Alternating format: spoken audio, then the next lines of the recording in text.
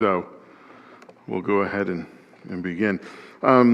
We've reached Psalm 46, of course, nearly a third of the way through, depending on how you count. And then we'll talk about that. It's one of the shorter psalms here, but before we begin with reading and then discussing, we'll stop and we'll have a word of prayer here. So if you'd pray with me, please.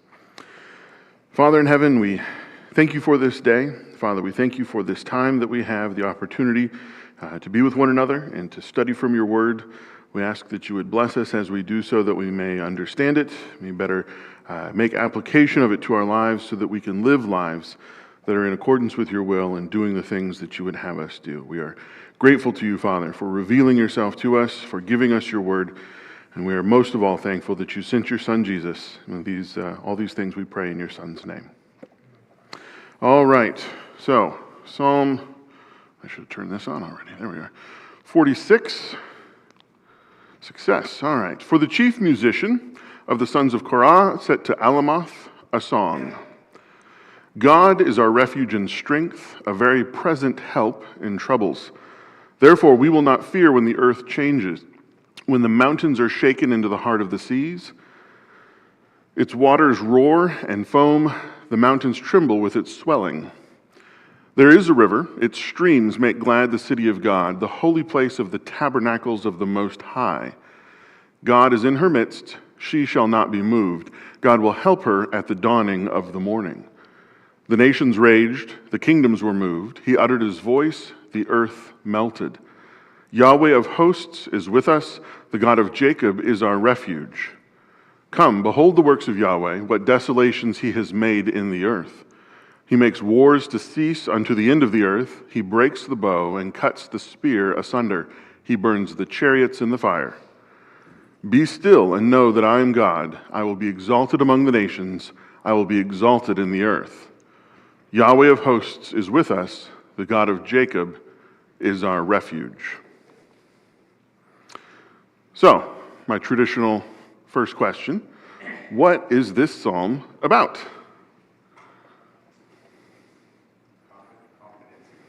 Confidence in God. Absolutely, absolutely. What would set this psalm apart from, say, a lament? For in a lament, we traditionally have a section that has that confidence in God and his power and what he will do. What would distinguish this from that?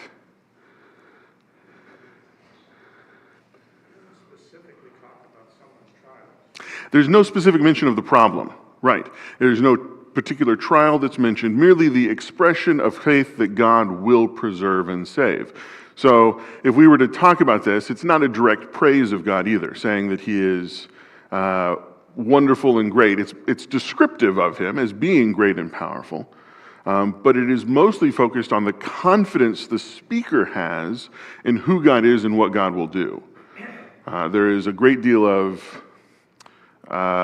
faith, belief in a set outcome, that whatever the trials there are, God is in control of things and will continue to be, and ultimately they will redound to the good of his people. It is much more about his mighty power and who God is than really kind of anything else.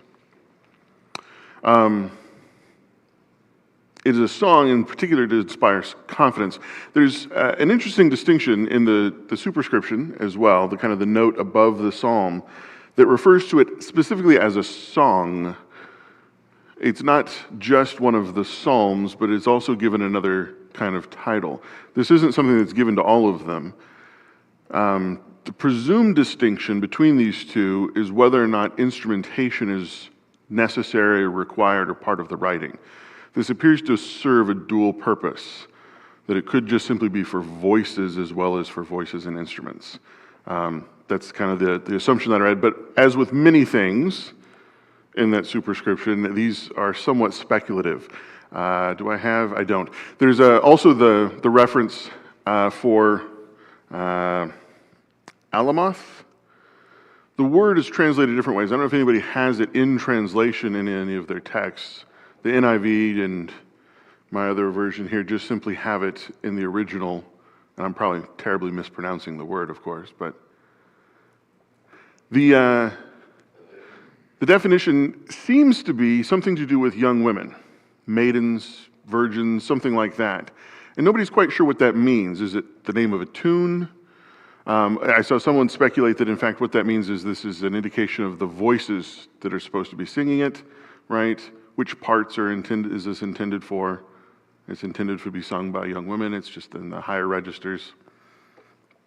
But it's a little uncertain. So this song inspired Martin Luther to write A Mighty Fortress. A Mighty Fortress is our God, a bulwark never failing, which is, of course, a famous song. And again, a lot of the idea of God as a defender, God is one who is a protector in war, is contained within this psalm. I already mentioned that part. I got ahead of myself.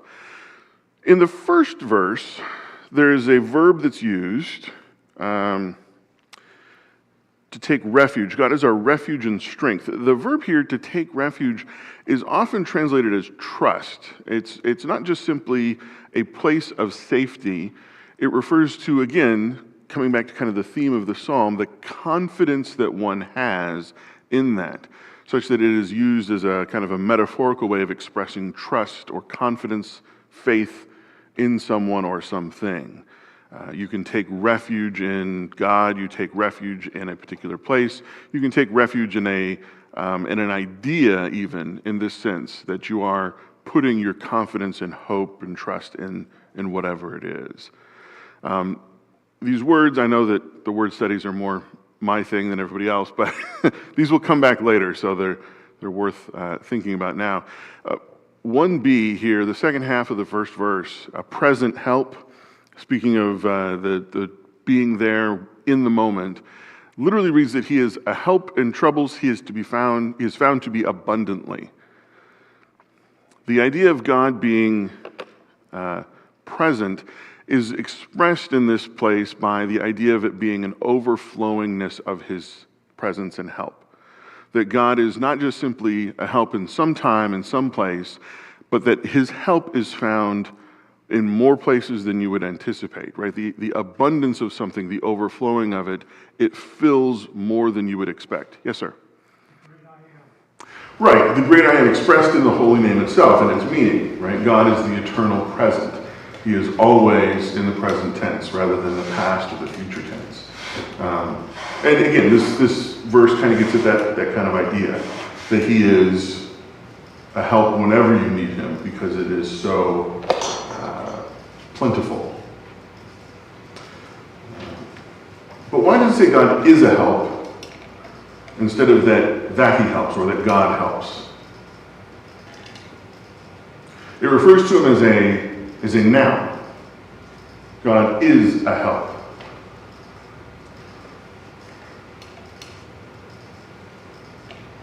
Well, he has all things good. Well, he has all things good, yes, certainly. But you also got to seek him. We do have to seek him out, yes. But why would we not simply seek for his help, for him to help us then? Or if he is these good things, I mean, this is, I think we're getting close to this idea of defining him as. So what are the other sorts of things that we define God as? God is love. God is love. We can say it the other way around, right? That God is loving, that God loves us. But when we want to make that idea stronger, more all-encompassing, we express it differently. God is love, right? We can say that God does good things. But more than that, he is the personification of goodness. He is good in a way that none of us are able to be. Because he's the source. He is the source and embodiment of that. Yes, yeah. Yeah, and it makes an important kind of distinction between what he is able to do and who he is and who we are and what we are able to do. I can help others, but I am not help in the way that God is help. I am not helpfulness incarnate. Certainly not. There's lots of times where I'm very unhelpful in all kinds of ways. But God is different from us. God is this very thing. There's also, we can refer to help as a noun in English. Has anybody ever heard someone referred to as the help? Yeah. What does that mean?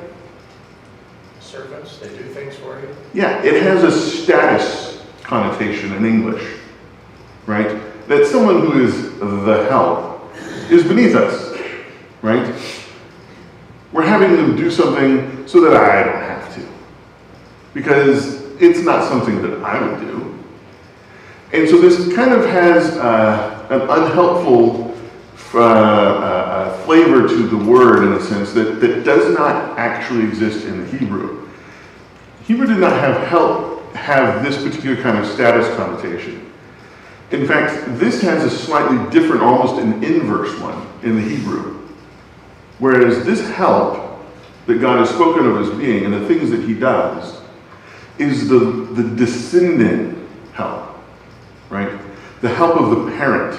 I help the child because the child cannot do it, right? It is there's a word for this that's escaping me here at the moment, but it is the deigning of the superior to help the inferior. This is the sense that the Hebrew idea of help is carrying in this word. That God is doing for us the things that we are completely unable to do for ourselves. That he descends from on high to aid us. He is not beneath us as a helper, as a servant in that sense, right, that we have in English, but rather the other way around. Right? That God is the one who, through his goodness, through his mercy, is willing to help us in ways that we could never manage on our own. It's the opposite, or kind of that inversion of the idea that we have in English when we talk about someone is the help. God is the help, but in the other way around. He is the superior being. He is in the superior position, and he is reaching down rather than us allowing someone to do something on our behalf. Just because I don't have time. I'm not interested. It's an inversion of that idea. But defining God as the help doesn't have, again, that same sense that we would have. In what circumstances, then, is God's help effective? In trouble. In troubles, yes. Always, yes. This is a great answer. When is God something? Always, or never, right? He is a being of superlatives. But in the same way that, you can answer most questions about who did something in the Bible with God did, or failing that, Moses maybe. But in a more specific kind of way, right? Thinking about the way that we've been talking about who God is and who we are, God's help is effective in circumstances where we are at our wits' end. We're lost without him. We cannot help ourselves. And that's really what this psalm is about to get into. Do I have it in my next note? We have description then of the natural calamities of the most extreme types.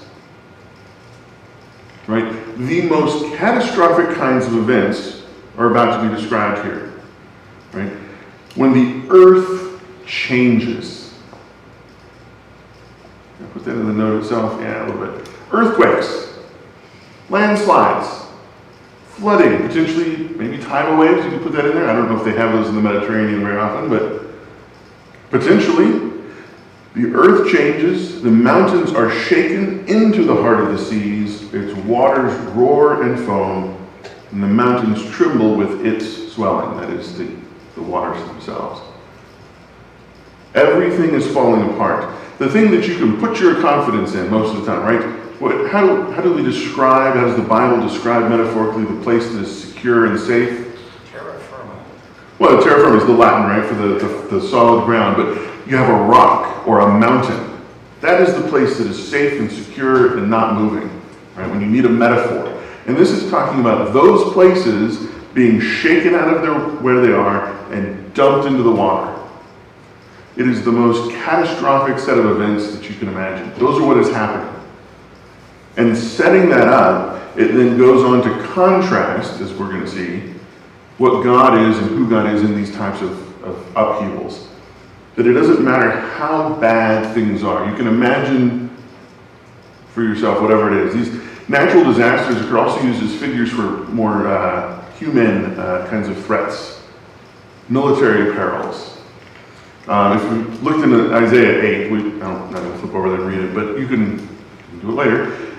Isaiah describes the coming of, I believe it's Babylonians, as a flood. He speaks of the waters of the Euphrates coming up, overspilling their banks, and covering the land.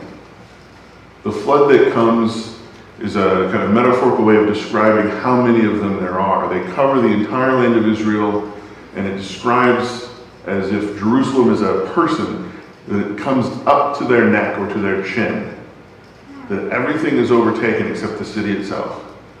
Right? The idea of being in deep water, being in danger. And so these sorts of perils are what is described both again literally and in the figurative sense of them as well. Anything that is going to threaten and upset the understood natural order. And we get the contrast then coming in verse 4. Right? That we have the water that rises up.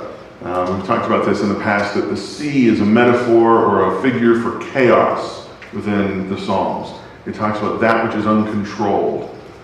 Right? In this case, we have something different. There is a river, its streams make glad the city of God, the holy place of the tabernacles of the Most High. This is water that gives life. Now, again, we can layer this. There's so many layers that you can get into this, right? That this is almost a messianic prophecy in some sense. Jesus is described himself as what? The living water, right? The water that rises up to give life. And in the same way, we have this. A river, its streams make glad the city of God, the holy place of the tabernacles of the Most High. This is also potentially a reference to the spring that they had that fed the city. Gihon, also mentioned in Isaiah 8. That it is a calm, controlled water rather than the raging chaos that you would have for floods and seas. It is a literal and figurative image of God's help. There is a literal spring that they had in their city that served as a source of life in times of trouble when they were besieged, when the world was in chaos around them. And figuratively as well, when the world is in chaos around us, when we are adrift and unable to aid ourselves, God is the one on whom we can rely to help us. There's so much here. I'm hoping I can get through this whole thing, even though it's 11 verses. All right. The word in 5 is the same as the word in 2. The mountains falling. Then it says, she shall not be moved. Speaking of the holy city and the people of Israel as a figurative sense. It is the same word. Though everything else, right, the mountains themselves fall, as it says in verse 2, we come back in 5 and it will not. God will not allow it to happen to his people. It repeats the word poetically. It makes for an excellent sort of figure when you can repeat and have the reference to the same thing as we had before. And then as well as a concept. Everything that the world finds most secure can fall into chaos, but God will not allow that for his people. So why call the temple she? She for, the temple or the city of Jerusalem? I don't know. I would say that you could probably make a connection to the idea of Christ as bride and the church as bridegroom. The church is referred to as she as well. It may, and this is where my inability to do deep Hebrew studies fails me, it may be that the word is simply a feminine word. This is something we don't really have in English, right? But in many languages like French. Ships is she's, and it's generally like she connotates comfort, health, productivity. You never talk about man that way. Yeah, sorry. No, it's quite all right. I'm not sure what you mean. We don't ever talk about man that way. What do you mean? I think the word is anthropomorphism. Mm-hmm. A ship is a she because it protects you from the water. You talk about the mother ship if you're sci-fi. Yeah, though I think sometimes, and boy, would I love to talk about words for a while. I think sometimes that comes from the language in which we derive that. For example, in Russian, they call Russia. the motherland, Yeah. but in German, they call it the fatherland. And whether or not a word, a noun, is masculine or feminine varies language to language. It may be one way in French, another way in German, not a third way in Italian, but yet, they all kind of have their way of doing things. In English, of course, we don't have masculine and feminine nouns, certainly not to the same degree, where we have to use a different article to refer to them. It may be as simple as that a city and a nation are feminine forms within Hebrew. Or, again, just to indulge myself with words a little longer, in the Navy, they only use she for friendly ships. When you start referring to enemy ships, you call them it. They don't get a feminine pronoun any longer. Didn't know that. So, Well, it seems to me there's a lot of objects that are referred to as she. oh, certainly. People refer to them as she.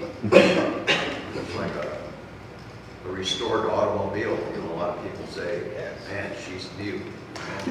Yeah, and again, I'm just only cautious because I don't know.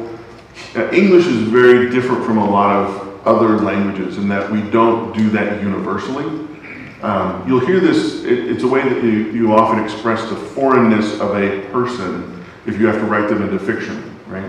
If someone is French, they will say something about the cat, right? The cat, she will be upset. Even if the cat is not necessarily a female cat, right? Because you may be expressing this as the gender of that noun when you're speaking of them generally.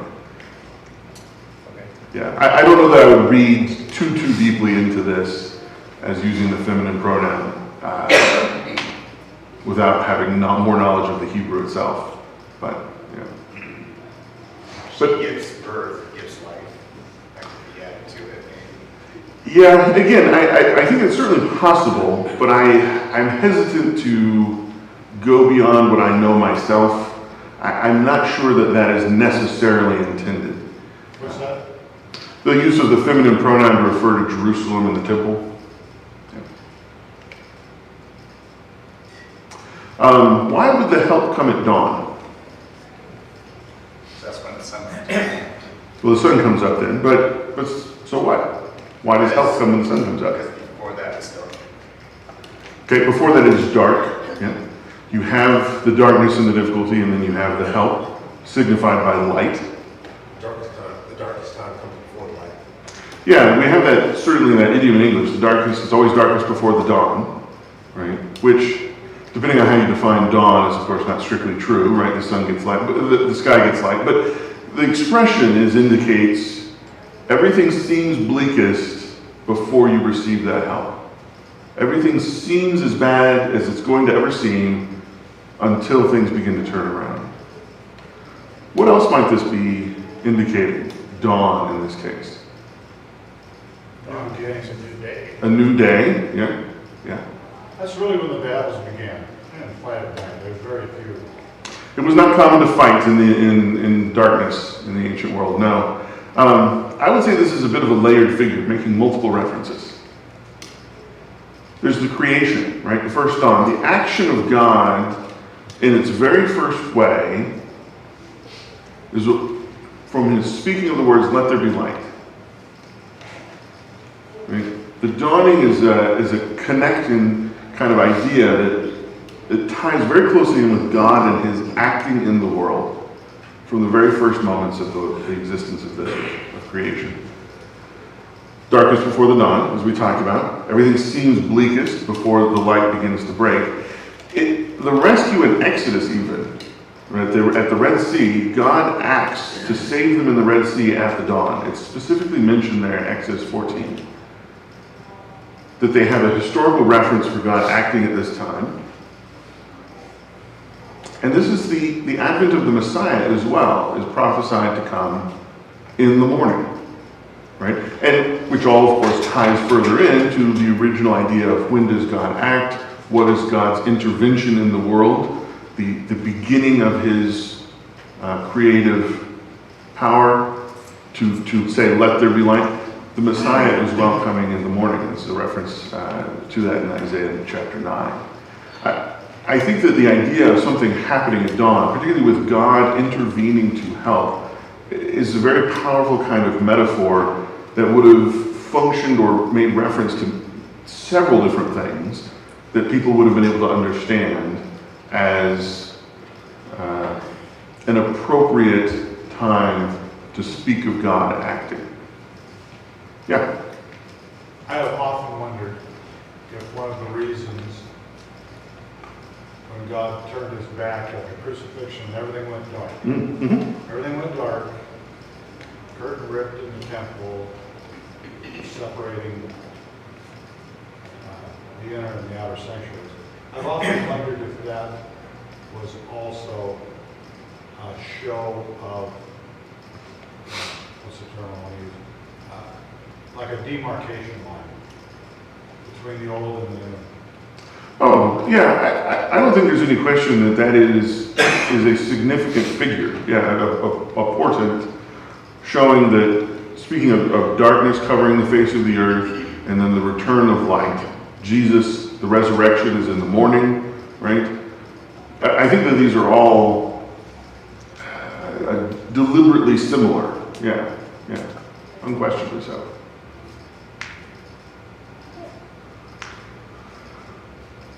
The word raged in verse 6, again, is a repeated use of the same word from verse 3, used of the seas that would rage. Waters roar and foam in this translation, but it's the same word as the nations raged, the kingdoms were moved. Again, speaking of the chaos and threatening danger, right? Speaking of the risk to the people of God, and then the security that God then provides in that same chaos.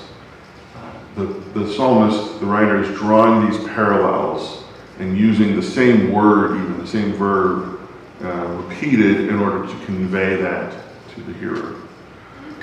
It moves on to say, as after the nations rage and the kingdoms are moved, I'll actually mention this, well, moved, repeated as well. Mountains are sliding into the sea. Oops, too many button clicks. There we go.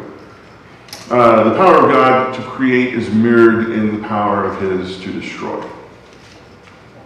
That he is both the creator of the world, right? The natural world exists because he has made it, and he has the same power and authority over those things in this world to destroy them as well. The verse itself, he uttered his voice, the earth melted. How does he create the world? He utters his voice and the earth is created. And the flip side of that is he speaks and everything dissolves. That which is seemingly solid, the earth, right? Metal and earth, that which is hard and secure, rock, melts. He speaks and it melts. It isn't just shattered. It isn't just broken. It dissolves and melts away. Right? The idea that it almost maybe evaporating. It goes away in a way that is beyond the power that we have to destroy. God's power is both in the creation of the world and in the destruction. Verse 7 uses the holy name. Why is this maybe not important, but maybe significant or noteworthy? I don't know if anybody remembers from a couple weeks ago, we talked a little bit about this.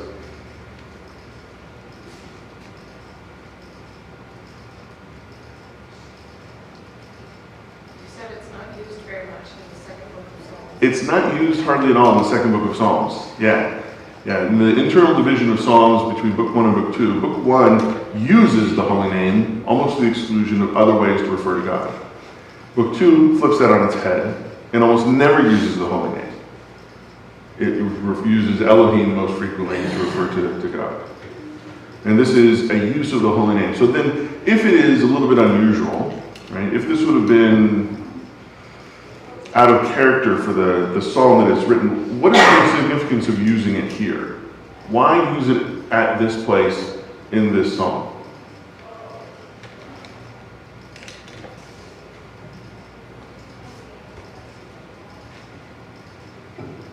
As an air of being more mindful song, telling us and whoever's listening to it, just a reminder of his ways and who he is. Yeah, it is certainly a reminder of the power and majesty of God. I think it serves almost as a sort of peroration, right? That one is building to speaking the holy name in this way. That it refers to the world, it refers to the peril, it refers to what God does for us, his actions in this, and then it uses the holy name in a final kind of culminating way to say that Yahweh of hosts, Yahweh of the armies is with us. And then it refers to him again as the God of Jacob is our refuge in the second line. Well, yeah. Hmm? You couldn't get more powerful, having already gone through what he just wrote about chaos. Mm-hmm. But he's talking about, and boom, it's who he's talking about. He's focused on the God, the Messiah. With all of this going on, specifically, it's an identifier, I guess. Yeah, there's no wondering about who is meant, right? We talked in last week about the use of the word Elohim to refer even occasionally to powerful people in the world, right? Not solely to the one true God. Frequently for that, but not always. There are a few instances where it's used to refer to people. But this is a word that never refers to people. Yahweh is not a word that applies to anyone but the Creator God. And that is it. Right? And even over time, right, they build up that taboo against speaking the holy name. They won't do it. Right? They won't say that name. And so the kind of reverence, and again, holiness, the idea that it is set apart, right? It is reserved for God. The idea of holiness being a thing set apart is very much taken up in the idea of that particular name. Yeah. Because the people, I think, almost dissed God in a lot of cases, specifically when Moses came back. I mean, he's gone up on the mountain, Mm-hmm, mm-hmm. and the people turn on him. There's also a disrespect Oh, sure. of who's actually creating the escape and the protection and even the feeding. It's like they just totally disrespected that when one man walks away from the camp to go up on the mountain. Well, yeah, I mean, not to get too far down this path, but I mean, this is the story of the Old Testament, right? And it exemplifies the story of humanity within, when you think about the Old Testament, that as we are apart and close to God, we fall away through our sin, we are punished, and then we repent and draw near to God again. But as Israel demonstrates, that they constantly run through this circle of things that they do, the falling away and the return, the falling away and the return, that we are all of humanity flawed, and that we all fall and stumble, and we all require forgiveness and repentance, and this circular kind of motion is just repeated over and over, and they run through it awful fast in the first part of Exodus, certainly, with their disheartened attitude at the Red Sea, right? As soon as they reach the Red Sea and see a Pharaoh behind them, they're like, what was the point of all of this? Yeah, it was all drama. It was, we don't have any water. Oh, we don't have any food. So it's like when you're talking about why the holy name was used, there just didn't need to be a doubt to these people what was right.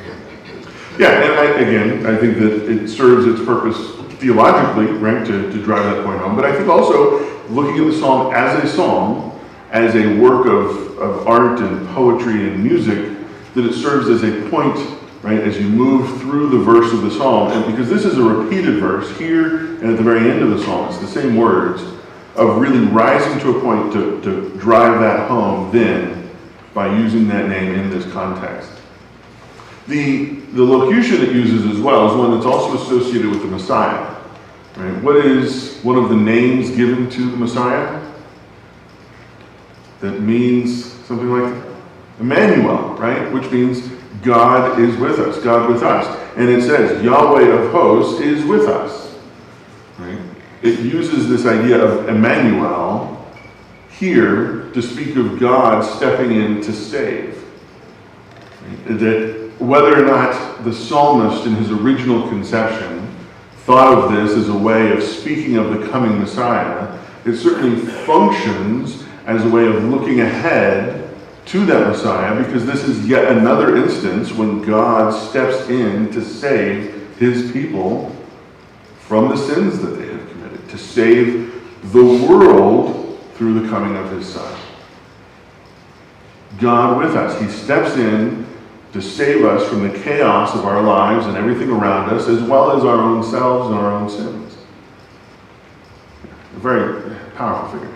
The word in verse 8, come behold the works of Yahweh, what desolations he has made, can either be desolation or astonishment. The word is used for both these things. I personally, though I, again, hasten to add, not a Hebrew scholar, and I like the idea that it serves as both, as a play on words almost. That the desolations are such that they can lead to the astonishment of people. Right? The astonishing things he has done, or potentially it could mean the desolations he has created in the earth. Again, when you're working with poetry and music, the idea that that word can serve both purposes, as I think it can in this particular context, appeals to me as a way of doing this, again, poetically. But you don't necessarily have to subscribe to that view. That's just fine. When it's taken with verse 9, it becomes a prophetic utterance. It's speaking of it in the present tense, right? And then, indeed, in almost maybe in the past tense. Behold the works of Yahweh, what desolations he has made in the earth. But then it moves on to speak of things that are yet to come. He makes wars to cease unto the end of the earth. He breaks the bow, cuts the spear asunder. He burns the chariots in the fire. What does that mean? In the NIV it says he burns the shields with fire. Yeah, the word is ambiguous. I think the most uses of it, I didn't put this in my notes here, I think most uses of it is usually referring to wagons. And so, again, Hebrew being what it is, it could be a couple different choices depending on how the verb kind of ideas are pointed into it. Some people think shields fits better. Some people think the word is just usable as a cognate for chariots, even though most of the time it's wagons. Again, you can take your pick. I don't think it affects materially the meaning of the verse. Both work with the rest of what's there. But what is he speaking of happening? His almighty power. It's his almighty power, but used to what end, maybe?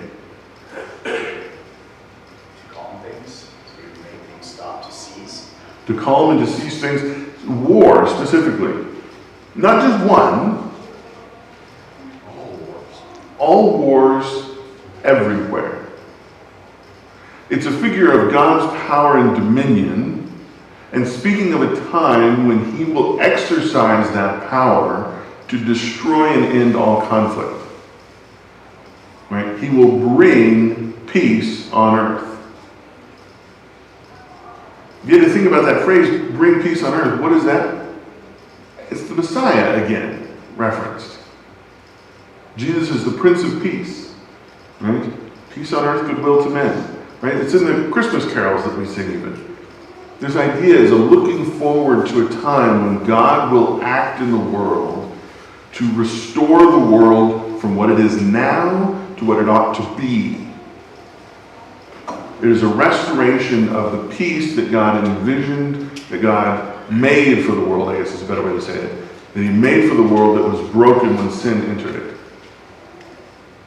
And that there is a restoration that is coming where God will do that. The figures, of course, of of bow and spear and chariot or shield, depending on, again, how you choose to read that word, are all figures of weaponry. The tools and implements of war that will all be destroyed and become useless and unnecessary. So is this a reference to Christ's return?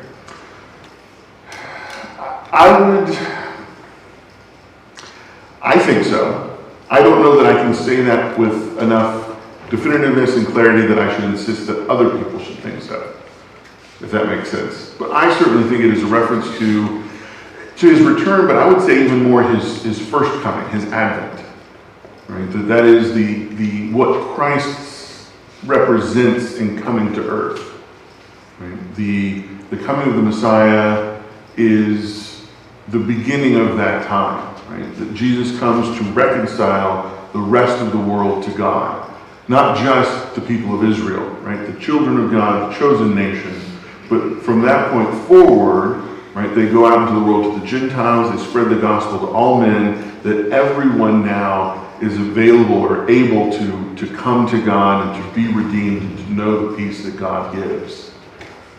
So I would almost say it's more prophetic of Jesus simply being born into the world, a messianic prophecy, the way that are in a lot of Psalms.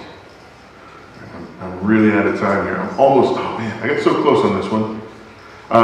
Is greater than all the might of the earth, destroy conflict itself. I did want to get to this last little bit here. Cease in 9 is related to the word for Sabbath.